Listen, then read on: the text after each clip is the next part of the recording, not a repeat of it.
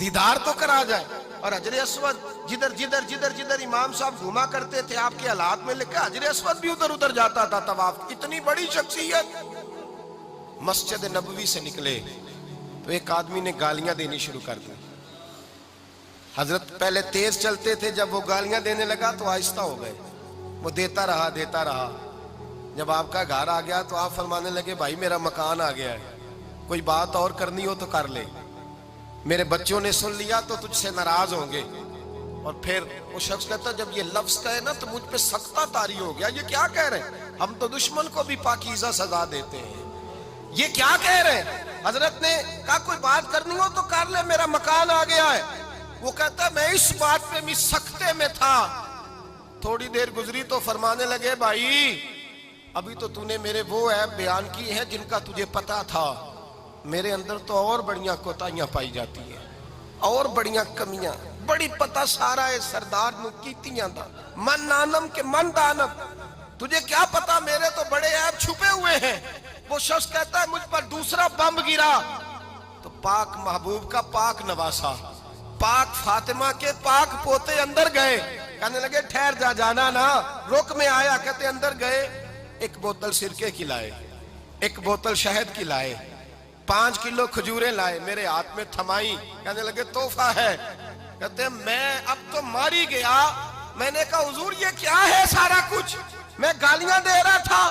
آپ فرمانے لگے جو تو کر رہا تھا وہ تیرا کردار ہے, اور یہ جو میں نے کیا ہے یہ میرا کردار ہے. اس لیے کہ میرے دادا مولا علی شیر خدا حل عطا مشکل کشا, حضرت علی نے نصیحت فرمائی تھی کہ بیٹا جو گھر آئے وہ خالی ہاتھ نہیں جانا چاہیے, جو دروازے پہ آئے وہ خالی ہاتھ نہیں جانا چاہیے.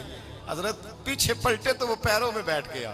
کہنے لگا حضور میں نے حسین کو نہیں دیکھا, میں نے علی فاطمہ کو نہیں دیکھا, میں نے مصطفیٰ کو نہیں دیکھا, پر آپ کو دیکھ کے لگتا ہے کہ ان کے اخلاق کتنے اعلیٰ ہوں گے, کتنے اعلیٰ ہوں گے. میں لعنت بھیجتا ہوں اس پر جس نے مجھے کہا تھا کہ زین العابدین کو برا کہو, کائنات میں اگر قصیدے پڑھنے چاہیے تو مصطفیٰ کی آل کے پڑھنے چاہیے, اگر تعریف کرنی چاہیے تو رسول اللہ کی آل کی کر. تیری نسل پاک میں ہے بچہ بچہ نور کا, تیری نسل پاک میں ہے بچہ بچہ نور کا, تو ہے نے نور تیرا سب گھرانہ نور کا.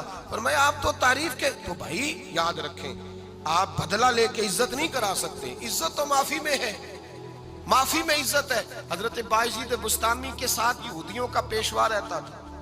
زیادہ تر مخالفتیں حسد کی وجہ سے ہوتی ہیں, حسد بنیادی وجہ ہوتی ہے. قرآن مجید نے کہا محبوب تیرے ساتھ جو زیادتی کرتے ہیں, معاذ اللہ بے ادبی کرتے ہیں, حسد من عند انفسہم, ان کے دلوں میں تیرا حسد ہے. حسد بنیادی وجہ ہے اختلاف, حسد ہوتا ہے جو وجہ بنتا ہے. حضرت بایزید بستامی کے پڑوس میں یہودیوں کا پیشوا رہتا تھا, آپ کی مخالفت کرتا, ساری زندگی اس نے مخالفت کی. یہودی اسے بڑا مانتے تھے, اس سے کوئی غلطی ہو گئی سارے اسے چھوڑ گئے. پہلے رئیس اعظم ہوتا تھا, پھر غریب ہو گیا. ایک دن حضرت بایزید بستامی گھر آئے تو بچے کے رونے کی آواز آئی. زوجہ سے پوچھنے لگے اس کا بچہ کیوں روتا ہے, تو کہنے لگی آپ کو پتہ ہے نا اب لوگ اسے چھوڑ گئے ہیں تو گھر میں دیا نہیں جلتا, بچہ چھوٹا ہے اندھیرے میں روتا ہے.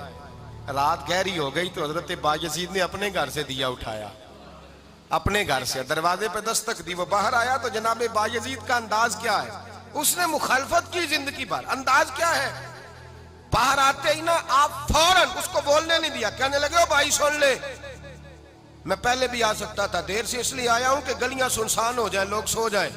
تجھے اور مجھے کوئی نہیں دیکھ رہا ہے کہ میں ہوں دوسرا تو ہے, اور تو مجھے اچھی طرح جانتا ہے. بایزید وہ نہیں کہ جو نیکی کرے گا اور دنیا کو بتائے گا, میں تیرا راز بھی رکھوں گا. اور بچے تو معصوم ہوتے ہیں نا.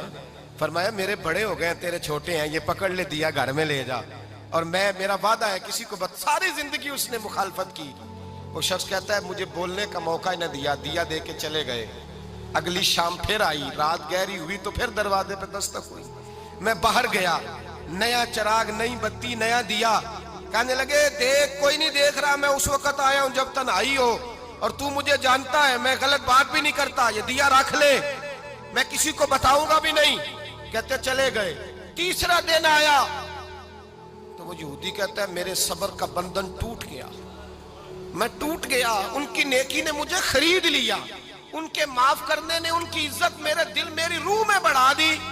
کہتے ہیں جب دروازے پہ دستک دی، میں باہر آیا، انہوں نے دیا تھمایا، کہنے لگے دیکھ بھی کوئی نہیں رہا، اور تو مجھے جانتا ہے میں مصطفیٰ کا غلام ہوں، میں جھوٹ بھی نہیں بولتا، میں بتاؤں گا بھی نہیں، تیرا راز رکھوں گا۔ کہتے ہیں انہوں نے دیا تو اس یہودی پیشوا نے شور مچانا شروع کیا، کہنے لگا مسلمانوں باہر نکلو، یہودیوں باہر آؤ، عیسائیوں باہر آؤ۔